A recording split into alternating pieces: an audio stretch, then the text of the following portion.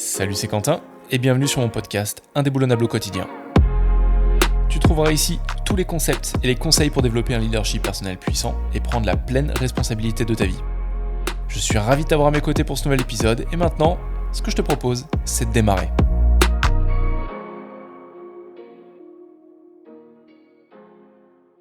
Hier, je suis tombé sur une citation du commandant Cousteau qui expliquait que la raison pour laquelle il s'est mis à tourner des documentaires sous-marins, c'était pour mettre en avant, pour que les personnes apprennent à mieux connaître la vie sous-marine. Et il l'a fait parce qu'il partait d'un postulat hyper simple. Celui que les gens protègent ce qu'ils aiment. Les gens protègent ce qu'ils aiment, les gens protègent ce qu'ils apprécient. Et sur le coup, en fait, ça m'a fait un énorme déclic. Le déclic, en fait, on peut faire un parallèle à notre vie en général. On parle beaucoup de problèmes de nutrition, de manque de sport, de dépression, d'anxiété, de stress aujourd'hui. Et à chaque fois, la notion de santé physique et de santé mentale, tout le monde en parle, très peu de personnes passent à l'action.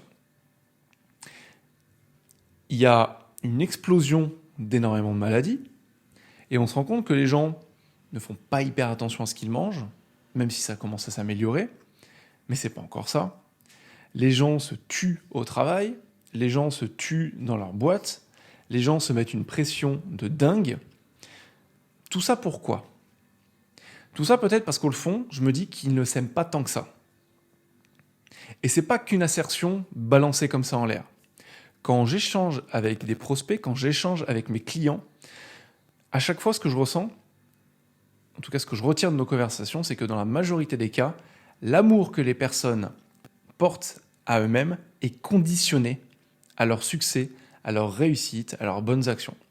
Mais du moment où elles passent sur des choses plus négatives, où elles sont dans l'échec, où elles ne se comportent pas comme elles l'espéraient, comme elles ne se comportent pas de manière idéale, quand il y a une espèce de dissonance qui se passe en termes de cognition, c'est-à-dire entre ce qu'elles espèrent faire et ce qu'elles font actuellement, ce qu'elles font pour de vrai, et bien cet amour, il est totalement conditionné. Alors que le secret de la performance, le secret du bien-être psychologique, c'est simplement un amour inconditionnel.